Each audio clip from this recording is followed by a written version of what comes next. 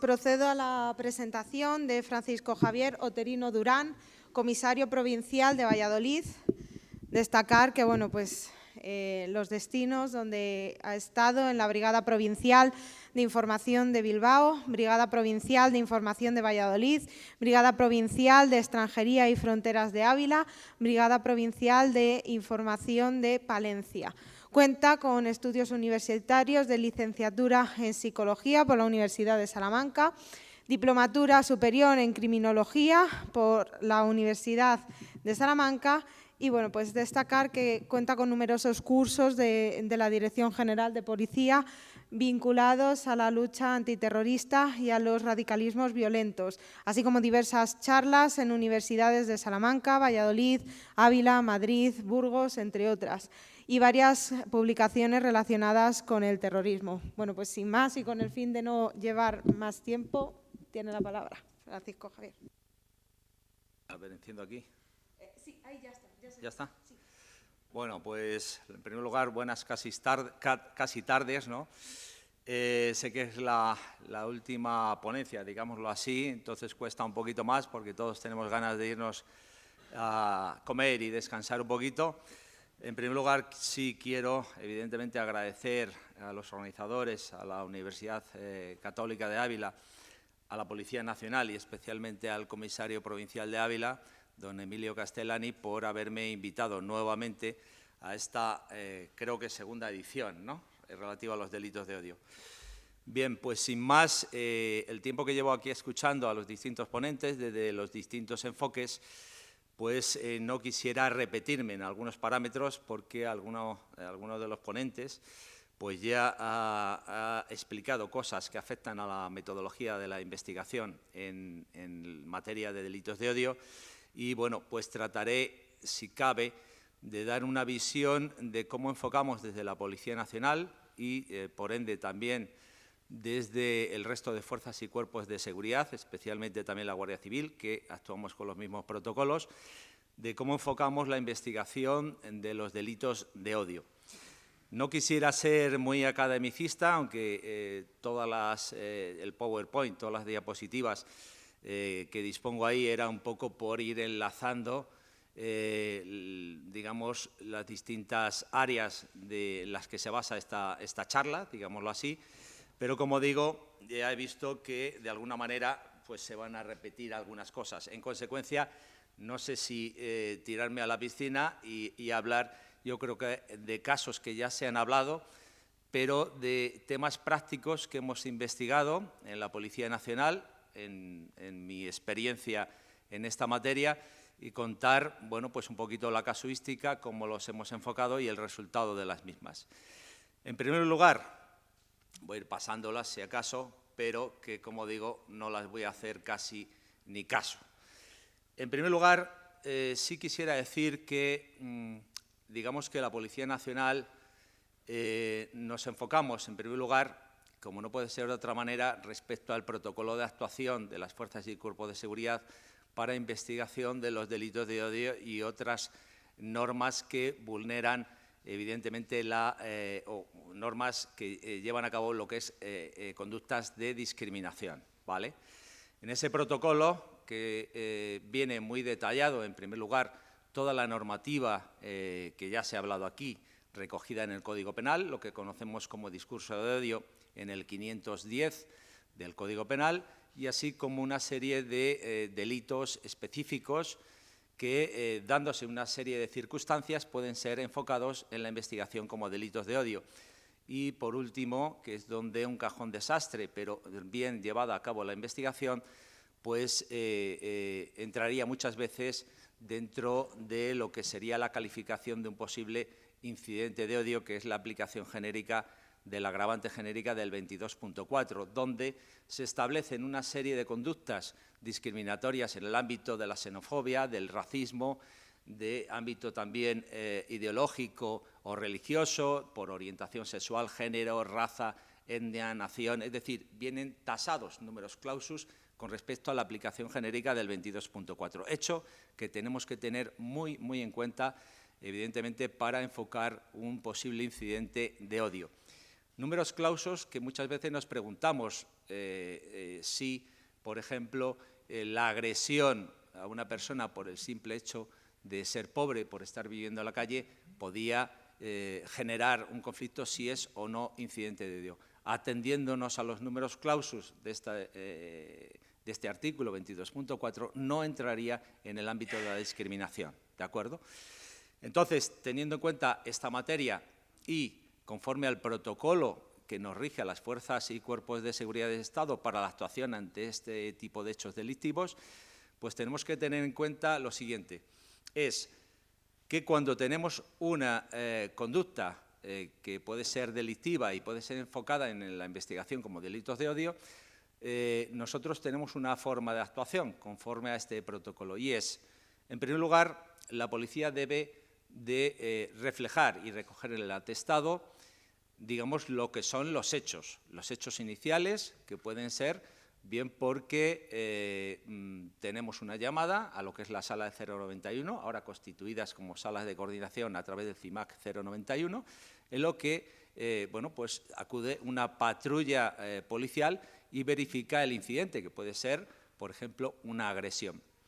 Evidentemente, ya desde ese primer instante, lo que es la patrulla policial debe recoger los hechos tal como han sucedido respecto a la víctima, posibles testigos, para poder desarrollar la investigación bien a través ya de la propia oficina de denuncias con la comparecencia de esa patrulla o la asistencia a la víctima y posterior desarrollo de lo que es el protocolo de actuación a través de los grupos especializados en delitos de odio. Bien. En este inicio de la investigación, evidentemente, vamos a hacer constatar esos primeros hechos, vamos a tener que volver a tomar declaración pues, a la víctima, a los testigos, se van a tener que aportar, evidentemente, todos aquellos documentos, informes o aportes que puedan darnos, por ejemplo, las cámaras o si existen fotografías del hecho o bien el análisis de redes sociales. Lo digo todo seguido. Posteriormente explicaré alguna cosa más y, sobre todo, si esto lo desarrollamos en un atestado policial, digamos que la clave del éxito de una investigación por un hecho concreto delictivo y enfocado hacia un incidente de odio, pues lo vamos a tener fundamentalmente en una buena diligencia de informe. Esta diligencia de informe va a constar de un resumen precisamente de lo investigado hasta ese momento, ese aporte que hayamos obtenido de documentos, bien testificales de la víctima o de los testigos, bien de cámaras que pudieran existir en el lugar de los hechos, pero muy especialmente de ese análisis pormenorizado que tenemos que hacer de todos los índices de prejuicio o de polarización, ¿vale? Ese análisis exhaustivo de cada uno de los índices de polarización nos va a llevar a plasmar en esa diligencia de informe precisamente todos aquellos datos que podemos aportar de manera objetiva a la autoridad judicial y a la Fiscalía para que, de alguna manera, esa investigación, que podía ser un delito de amenazas o un delito de daños, pueda ser valorado como un incidente de odio o, en su caso, como un delito de odio del 510, ¿vale?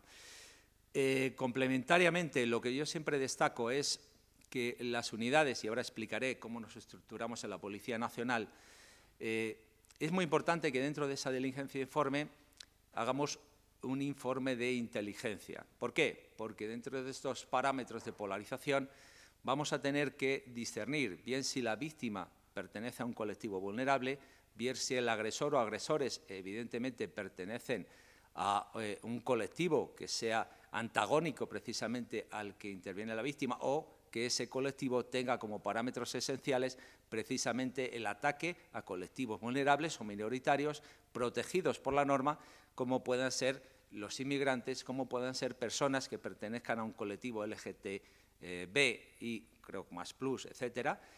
Y en consecuencia lo que podemos aportar de manera objetiva y con indicios o datos concretos que puedan orientar a la Fiscalía a realizar un escrito de acusación y una valoración por el juez de instrucción oportuno de que realmente estamos ante un incidente de esta naturaleza.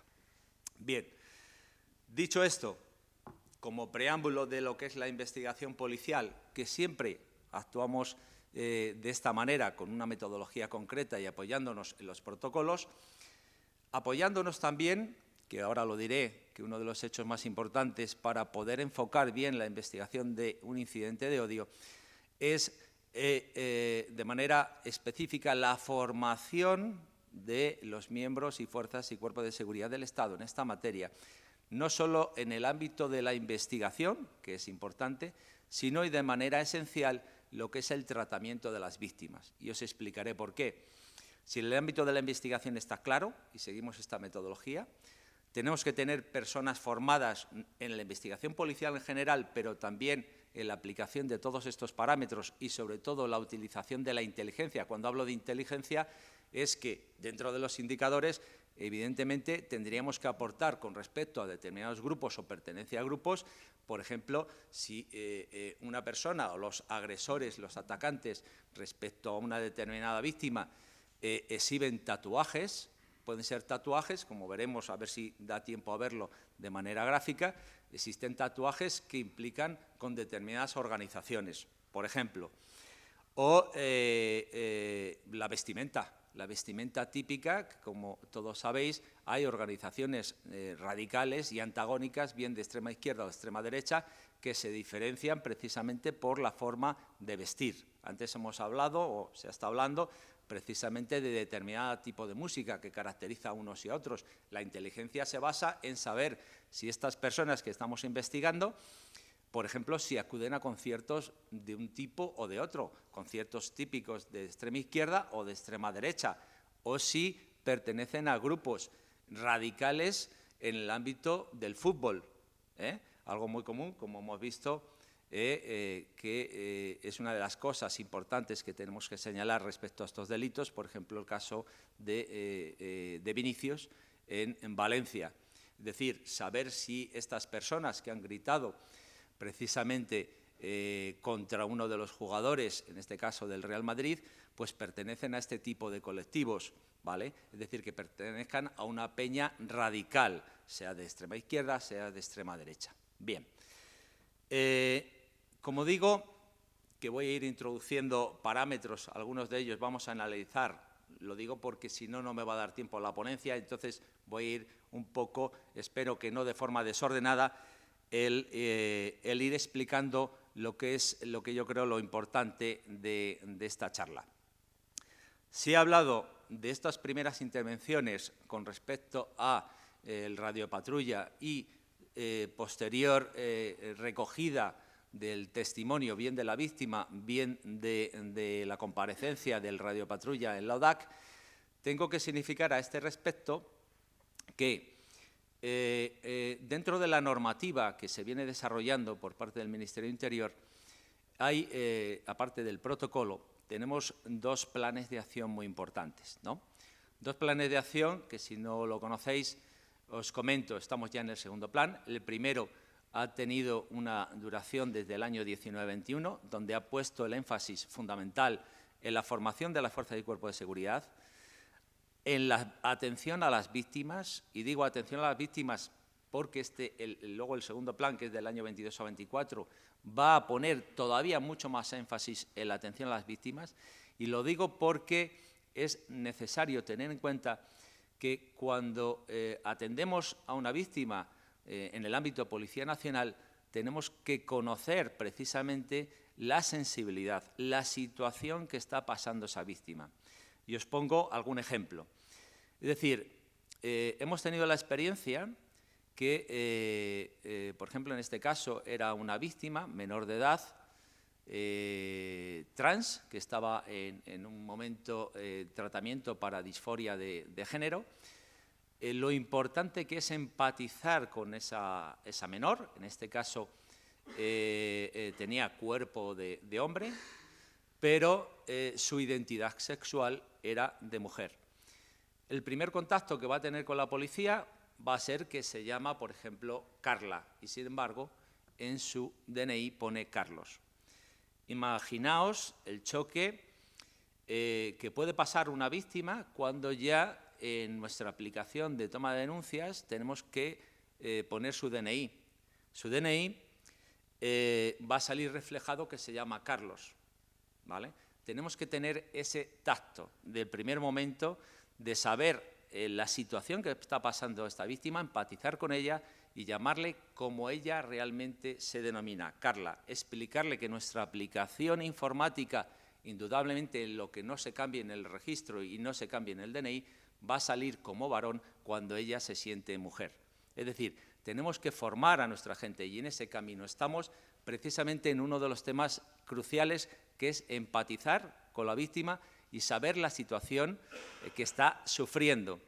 Se nos ha dado el caso, y es verdad, y hay que admitirlo, que precisamente por no tener esta sensibilidad, que es uno de los puntos importantes en este segundo plan de acción, de que cuando viene una persona no sabemos el estado de tensión anímico, la ansiedad o incluso depresión que puede estar pasando una persona de 14 años que lleva luchando pues, en casa, en primer lugar para que los familiares, los padres puedan entender la situación de identidad sexual que está en plena transformación, en el colegio o en el centro educativo donde no hace más que recibir burlas, ataques y todo tipo de barbaridades. Cuando llega esta persona que ha podido convencer o tener el apoyo de una asociación, de un colectivo o de los padres, llega totalmente destrozado. Esa es una de las misiones fundamentales, lo que es la formación, pero también la sensibilización de las fuerzas y cuerpos de seguridad para atender a este tipo de víctimas. Tal es así, y recalco este tema enfocándome un poquito en las víctimas, que este segundo plan de acción recoge entre uno de los parámetros a aplicar durante el año 23 y 24, precisamente que las propias víctimas puedan, a través de un formulario, recoger o rellenar precisamente el trato que ha tenido en las dependencias policiales. Y además ese trato que puede conllevar a sanciones de tipo administrativa si no ha tenido un trato justo a través del régimen disciplinario o incluso valorar la posibilidad de algún tipo de infracción penal. En consecuencia, la cosa no es baladí, ya no solo por las posibles, y perdón la reiteración, consecuencias que pueda tener para el funcionario que pueda atender a estas víctimas, sino, y más importante aún, es decir, que tenemos que ser conscientes de la atención y la sensibilidad que requiere el prestar este servicio a todo tipo de víctimas de delito de odio.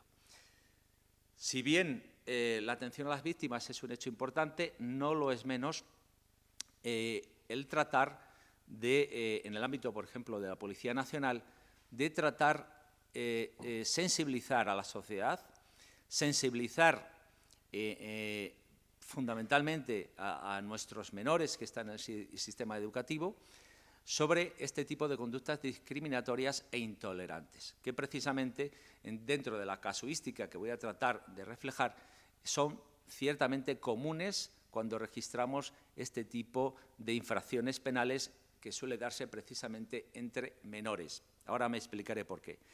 Para ello, digamos, la Policía Nacional cuenta con un delegado, en este caso, o delegada, como es en Valladolid, de Participación Ciudadana, que es el punto de contacto precisamente para delitos de odio. Delegado que creo que aquí en Ávila, no sé si está por ahí atrás, que antes me lo han presentado. Digamos, la misión fundamental que tiene esta figura dentro de la Policía Nacional es precisamente el tratar de sensibilizar a la población a través de contactos institucionales, contactos con ONGs, colectivos o asociaciones también del llamado tercer sector, pero especialmente en el sistema educativo. Debemos de empezar por ahí. Realmente el daño, y a eso me voy, que dentro de la casuística que manejamos en la Policía Nacional, precisamente los actos de discriminación y que pueden ser constitutivos de un delito de odio son bastante comunes entre menores, especialmente entre personas que bien por la orientación sexual, es decir, personas que pueden sentirse homosexuales, bien lesbianas, etcétera, o otra situación de orientación sexual, o bien personas que tengan que ver en materia de género, digamos que sufren un acoso continuo, burlas continuas bien a través de las redes sociales, bien a través de los WhatsApp o bien de forma directa precisamente dentro del sistema educativo. Digamos, por ello, es una labor importante en el ámbito de Policía Nacional, en el ámbito del propio sistema educativo, tratar de trabajar precisamente este tipo de actitudes discriminatorias que hacen un daño tremendo a nuestros jóvenes que están en este tipo de situación. Incluso, digamos, también he ido hacia la orientación sexual o hacia temas de género, pero también con respecto al racismo y xenofobia que lamentablemente todavía existen en nuestra sociedad. Por otra parte, ¿cómo nos estructuramos en la Policía Nacional? Bueno, en la Policía Nacional, y quisiera comentar que hasta ahora, hasta que ha llegado este segundo plan de acción, sí es cierto que teníamos un poco la distribución de la investigación de delitos de odio, tanto en el ámbito policía judicial como en el ámbito de las brigadas de información. Esa división se conllevaba fundamentalmente o se regía por unos criterios. Si es un ámbito, por ejemplo, de radicalismos, pues que lo lleve evidentemente la brigada de información. En este segundo plan de acción lo concreta. Específicamente establece que la Comisaría General de Información generará sus propios grupos especializados en delitos de odio y, por supuesto, a nivel territorial en las brigadas provinciales de información. Por ello, cuando nosotros enfocamos este tipo de hechos, lo que procuramos siempre es que a través de nuestras oficinas de atención al ciudadano, que es, digamos, casi siempre el primer punto de contacto de personas que pueden haber sido discriminadas por unos u otros hechos, el que sean tratados fundamentalmente a través de los especialistas de las brigadas de información.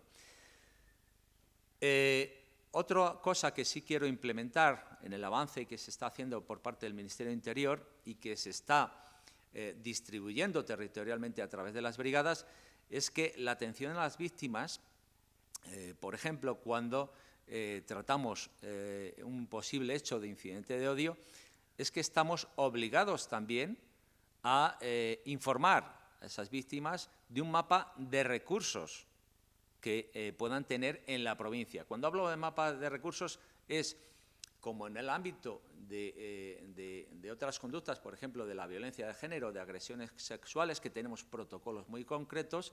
Aquí también, de alguna manera, se trata de informar a todo tipo de víctimas, pues de las oficinas de asistencia de delitos, de las, por ejemplo, ONGs del sector que se trate, donde puedan recibir apoyo, tanto asesoramiento legal, psicológico, etcétera, ¿no? Son implementos que se van haciendo porque, evidentemente, cuando se trata de abarcar desde el punto de vista policial este tipo de hechos delictivos, lo que se trata es de dar un enfoque integral, tanto en el ámbito de la prevención como en el ámbito de la investigación, pero también de asistencia a las víctimas. Aquí tengo, si lo vais viendo, un poco lo que voy enlazando, porque tenía una ponencia por lo menos para 1 hora y pico, y yo quisiera, de este tipo, el marco normativo, como veis ahí, si acaso se me olvida alguna cosa, he enfocado hacia el Código Penal, he enfocado hacia el protocolo de actuación, he mencionado el primer plan de acción y el segundo plan de acción, los hechos así más distintivos o más que nos pueden afectar a la Policía Nacional, pero considero que la formación en esta materia tiene que ver mucho también con estar muy actualizado con la jurisprudencia, tiene que estar muy actualizado, por ejemplo, con la normativa que emana también de la Fiscalía General del Estado en este sentido, porque cuando nosotros en la confección del atestado y sobre todo a la hora de plasmar nuestra diligencia informe tenemos que hablar la misma terminología, ¿de acuerdo? No vamos a entrar en el análisis jurídico, pero sí en la exposición de hechos de manera objetiva, la aportación de indicios y o pruebas que finalmente puedan desvirtuar la presunción de inocencia del agresor o de los agresores y poder plasmar no solamente un hecho delictivo puntual, sino desde el punto de vista de la existencia de un posible delito de odio. Bien, voy pasando porque de alguna manera, bueno, este es un dato que aquí se ha recalcado bastante, digamos, para nosotros la importancia que tienen los delitos de odio es capital, y es capital porque afecta a los derechos fundamentales, afecta a las libertades públicas y, sobre todo, afecta a un matiz, que es la propia dignidad de la persona. Por eso la importancia que tienen este tipo de hechos. Antes venía comentando con un compañero que la trascendencia realmente, es decir, si hablamos estadísticamente de los delitos de odio, al menos desde la experiencia de Policía Nacional, pues vemos que no es muy significativa, por suerte, porque eso quiere decir que convivimos en una sociedad sana. Sí es cierto que las investigaciones iniciales por delitos de odio son bastantes más de las que finalmente llegamos a elaborar dentro de una diligencia informe como la posible existencia de un delito de odio, que posteriormente lo que es la Fiscalía y, por supuesto, la autoridad judicial tendrán que analizar. Pero la repercusión que tiene social es importantísima. Si en Valladolid, que es donde yo estoy trabajando, podemos tener finalmente 6, 7 incidentes de odio al año, en el momento que tenemos cualquier tipo de incidencia, lo primero que nos suele pasar es presión mediática. Presión mediática, ¿por qué? Porque la mayoría de las personas que sufren un incidente de odio pertenecen seguramente a un cierto colectivo. Ese colectivo, lógicamente, ante una incidencia de esta naturaleza, pone en marcha su denuncia a través de los medios de comunicación y realmente lo que viene a suceder es que, o pone de relieve, es la preocupación de la sociedad porque existan estos tipos de hechos que afectan a algo tan importante como es la dignidad humana. Algo tan importante que viene a decir si una sociedad es saludable o no. Antes ponía el ejemplo de Mestalla. Imaginaos que estos hechos, que ya ha habido detenciones y me imagino que se estarán abordando desde el punto de vista de un posible incidente de odio, pues la imagen que estamos dando, ya no solo a nivel nacional, sino a nivel internacional de España. Es decir, ¿cómo es posible que una sociedad moderna como la nuestra, basada en una Constitución y que de alguna manera nos regimos como una sociedad democrática, puedan suceder este tipo de hechos? Pues efectivamente suceden. Y eso es precisamente lo que tenemos que, desde el ámbito que nos toca a la Policía Nacional, la prevención y la investigación y, sobre todo, el reforzamiento de cara a que estos hechos no se produzcan. No voy a entrar en más detalles. Sí, a lo mejor puedo considerar que, si antes he mencionado que son relativamente pocos los que finalmente llegan a incidentes de odio que nosotros podamos investigar.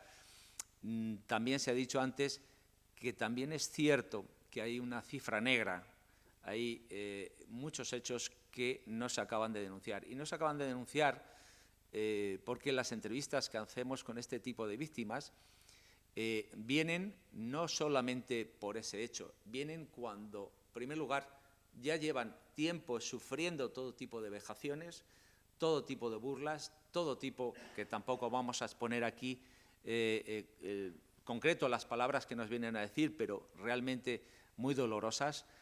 Este tipo de víctimas tarda en denunciar y tarda precisamente por vergüenza, también porque no confía en el trato que le vayamos a dar las fuerzas y cuerpos de seguridad del Estado, porque piensa en una segunda victimización y tal vez porque no tiene el apoyo, se guarda para sí todo aquello que está sufriendo.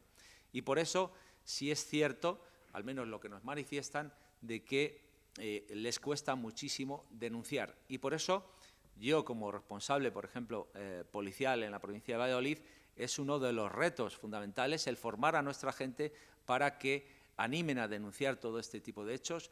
Los contactos institucionales y con todas las asociaciones, por ejemplo, del tercer sector, para que nos conozcan, el colectivo LGTB, colectivos de inmigrantes, ONGs, para que nos vean cercanos y realmente que sepan que en la Policía Nacional tenemos personas profesionales dedicadas a ellos que vamos a comprender, vamos a empatizar la manera que se sienten y poder enfocar desde el punto de vista policial lo mejor posible cualquier problemática de esta naturaleza.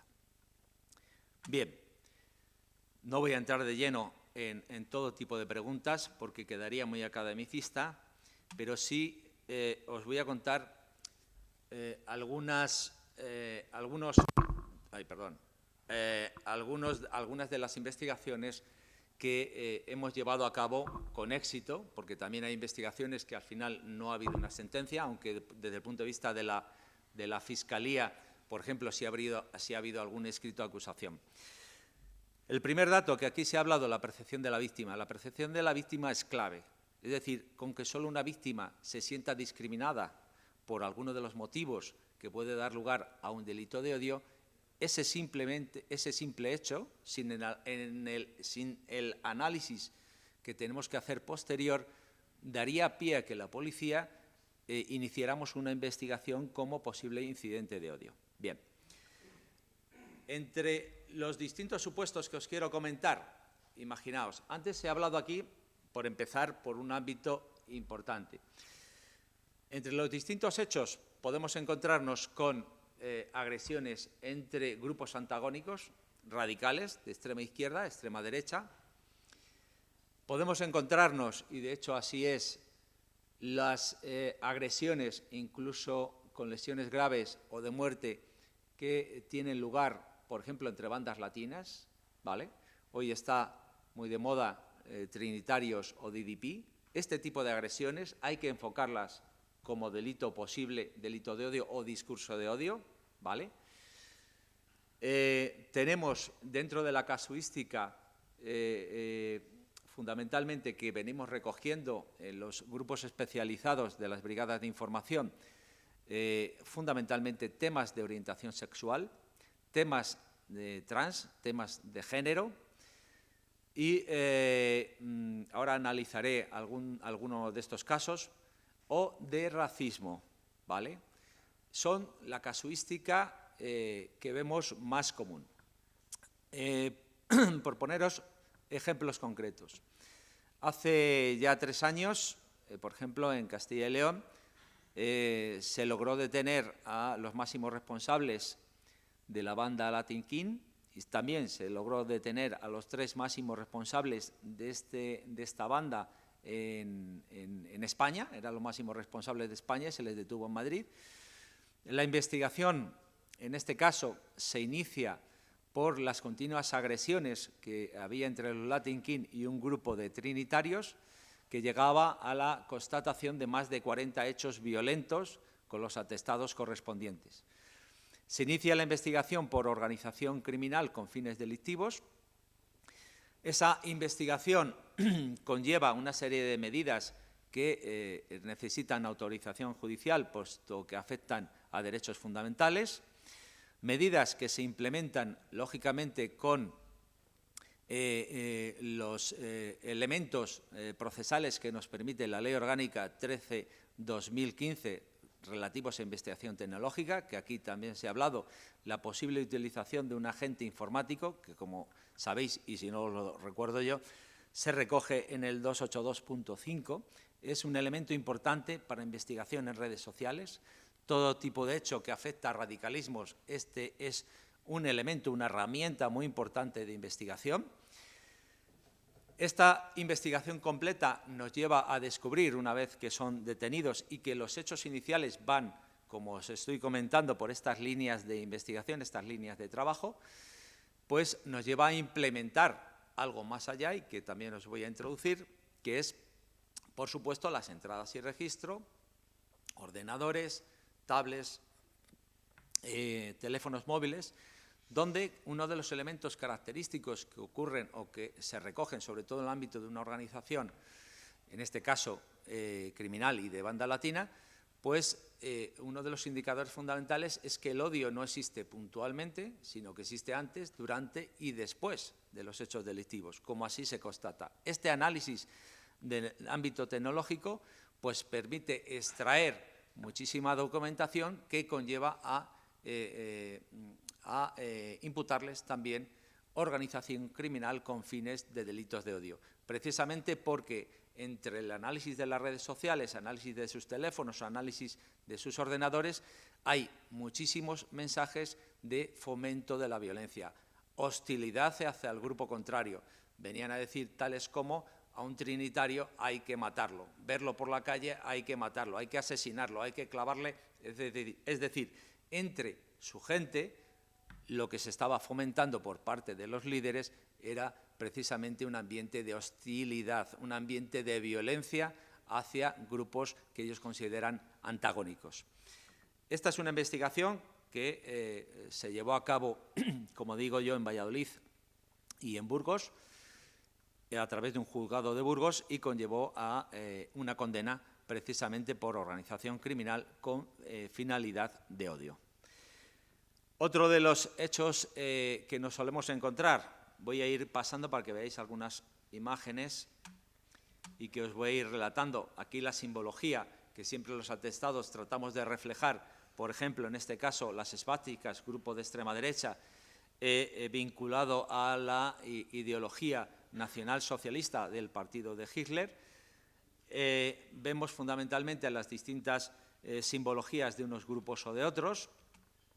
Voy a ir pasando. Elemento fundamental que ahora comentaré, es decir, en el contexto y análisis de los criterios de polarización. ¿Cómo vamos de tiempo? 5, pues voy a ir más rápido todavía. En los elementos de polarización, tener en cuenta que si tenemos que ubicar el contexto, tenemos que analizar fundamentalmente el ámbito de la víctima, si pertenece o no a un colectivo minoritario, también el ámbito de los agresores, y esto bien documentado a través de un análisis de inteligencia. No es menos importante el lugar, lógicamente, donde tienen lugar los hechos. Por ejemplo, en un lugar de culto es muy importante. Es decir, tener en cuenta hoy, en una diversidad cultural como la que vivimos, el tener, pues, por ejemplo, un lugar de culto judío, un lugar de culto musulmán, y que éste sea atacado con determinado tipo de simbología, por ejemplo, de extrema derecha. Es decir, unas pintadas en un lugar de culto que pudieran ser, o pensar que solamente son unas pintadas, que es un deslucimiento de un bien. Aquí, y en este contexto, la policía tenemos que saber enfocar que realmente el autor no trata de deslucir un bien o deslucir un patrimonio de esa comunidad religiosa, sino lo que trata es de amenazar, amedrentar precisamente a ese colectivo por un enfoque basado en su religión. Esto estaríamos hablando de un posible delito de odio, y de ahí la investigación y el análisis que tenemos que hacer desde las fuerzas y cuerpos de seguridad para enfocar aquello que pudiera ser trivial, como una pintada, cuando en realidad, como vamos a ver ahora, la simbología demuestra que estamos ante un posible incidente de odio. Bien, vamos a pasar las diapositivas para... Bueno, aquí os comento un tema muy importante. La clave en los delitos de odio, cuando hacemos un análisis, es precisamente un factor. Y el factor es lo que nos va a llevar a valorar si estamos ante un discurso de odio o un incidente de odio, es precisamente la motivación que subyace al autor. Esa motivación, por eso este análisis tan profundo, es un elemento subjetivo. Y, en consecuencia, tenemos que hacer todo este análisis para poder documentar a la Fiscalía y, por supuesto, al juzgado de instrucción, en base a un elemento subjetivo, la motivación que subyace al autor. Y por eso es tan importante el análisis tan exhaustivo. Os pongo un ejemplo, y ya veis que voy cambiando de una cosa a otra, pero porque quiero que sea más práctica. En Valladolid tuvo lugar, ya hace unos años, un incidente que en primer lugar se valoró como odio, un incidente que consistió en que una persona iba circulando con su vehículo y en un paso de cebra esta persona iba rápida, frena y pasaban dos hombres. Y entonces le llamó la atención porque casi les atropella, el conductor se bajó, empezaron a discutir por este incidente de tráfico y en un momento dado observó que pudieran ser pareja. Ese incidente de tráfico derivó en que sois unos maricones, es decir, una serie de insultos que pudieran ser homófobos, conllevó una investigación. La Fiscalía, en ese caso, valoró que pudiera ser un incidente de odio. Sin embargo, el juzgado determinó que no. Todos nos podíamos llevar las manos a la cabeza, pero si les ha vejado, les ha llamado de todo, homosexuales, maricones, etcétera. Aquí la clave es la motivación de cómo se produce el incidente. Es decir, debemos de aprender, nosotros la policía evidentemente tenemos los protocolos, pero debemos de aprender de la jurisprudencia, es muy importante. Y aquí la base fundamental en un delito de odio es conocer esa motivación. Aquí la autoridad judicial, ¿por qué no consideró un incidente de odio? No consideró porque la motivación previa de esa agresión fue precisamente un incidente de tráfico. Ese incidente de tráfico derivó, una vez que se da cuenta el conductor, que pudieran ser homosexuales o de otro tipo de orientación, en insultos, sí, de carácter homófobo. En consecuencia, la distinción está clara. Lo fundamental aquí es, cuando estamos ante un incidente de odio, un discurso de odio, la clave es saber si el objeto del agresor es bien a través de amenazas o cualquier otro hecho delictivo, daños o una agresión, el objeto es precisamente la pertenencia o no de la víctima a un colectivo, por ejemplo, el colectivo LGTB. Tener en cuenta que lo que la ley protege es precisamente, primero, a esa persona por pertenecer a un colectivo objeto de protección minoritario vulnerable, y tener en cuenta que el agresor está atacando a esa persona no porque se llame Jorge Pérez, sino por su pertenencia precisamente a ese colectivo. Entonces, esa es precisamente la apreciación que tenemos que tener para valorar que la motivación que subyace al que agrede es porque esa persona es gay, sencillamente. Es decir, y estamos aquí ante un hecho que cuando lo he visto quería resaltarlo. Uno de los índices de polarización más potentes y que los jueces y la Fiscalía tienen más en cuenta es la gratuidad de los actos violentos. ¿De acuerdo? Tenemos primero la motivación y además se agrede a esa persona solo por el simple hecho de ser homosexual. Bien. ¿Ya se acabó? Comento solamente una cosilla, una investigación. Dos minutos. Es que se me queda... Bueno, aquí, está... Os voy a comentar esta investigación porque fue compleja, si me permitís 2 segundos, ¿no? Aquí hay un ataque a una sede de un partido político, de Izquierda Unida en este caso. Simplemente se ve que la habían atacado más veces, pero bueno, en aquella ocasión se vienen unas letras, Patria o Muerte, José Antonio presente, y además vienen unos símbolos, una AE juntas, vienen como una diana, venían a manifestar que era una diana, y aparte el típico del yugo con las flechas. Aparentemente, bueno, pues puede ser una amenaza, puede ser alguien que ha pintado eso ahí porque tenía esa pared, eso es además es una especie de callejón interior. Y bueno, la valoración que se hace de la Brigada de Información es, en primer lugar, un elemento importante. El lugar es la sede de un partido político. En segundo lugar, si valoramos las letras, Patria y Muerte, José Antonio presente, y teniendo en cuenta que era el 20N, es decir, otro elemento importante de polarización, indicador, es precisamente las fechas. Estamos en el 20N. Si valoramos lo que puede significar, como veis más abajo en la fotografía, elementos de extrema derecha, es uno de los símbolos característicos de la extrema derecha. Y, por supuesto, en algunos casos también se utiliza el yugo y las flechas. La investigación se inicia ahí. Evidentemente, por toda la ciudad había aparecido la AE y, además, con pintadas contra los judíos, antisemitas. Esa investigación conlleva a través del análisis de los vecinos, testigos y demás, para saber quién había podido ser, a 2 personas que les ven salir corriendo, 2 jóvenes. La percepción de la víctima en este análisis que hacemos es muy importante. La percepción de la víctima en este caso es un comunicado que da el propio partido de Izquierda Unida. Saber cómo se sienten.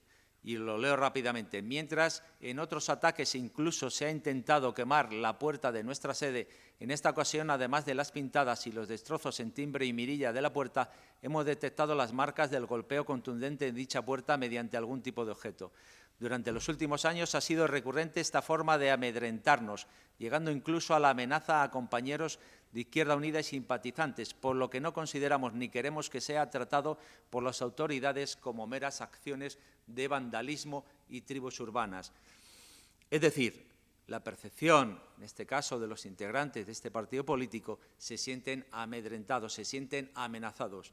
Y no en vano, cuando continuamos con la investigación, nos lleva al análisis fundamental de las redes sociales. Identificamos un grupo de jóvenes que se autodefinían como Juventud Patriota de Palencia, Palencia Resiste, y tenían, a través de Twitter, observamos que tenían mensajes ya no solo de alzamiento y con ese mismo tipo de simbología, ya no solo de alzamiento de lo que es el 20N o lo que significa para este tipo de personas el 20N, sino de negación del Holocausto.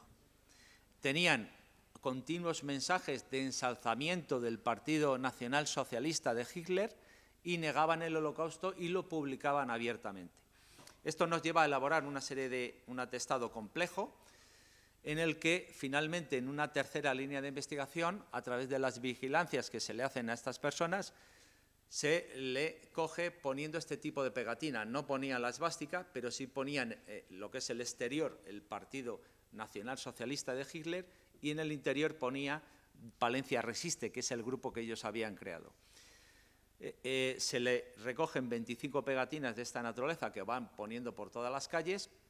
En conjunción, el atestado se le propone un delito de daños, y digo por qué de daños, que lo he explicado antes, no son pintadas. Sabéis que desde el año 2015 lo que son las pintadas y que podía ser constitutivo de aquel entonces de una falta de deslucimiento de bienes pasa a sanción administrativa, el deslucimiento de bienes.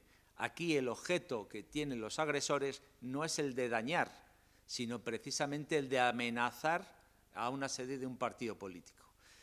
Por otra parte, el enfoque, evidentemente, esa amenaza entraría en el 170 como la amenaza a colectivos. Con todo ese análisis y metodología que he explicado, podemos documentar la pertenencia de estas personas a un grupo de extrema derecha, ¿vale? Con toda la simbología y demás.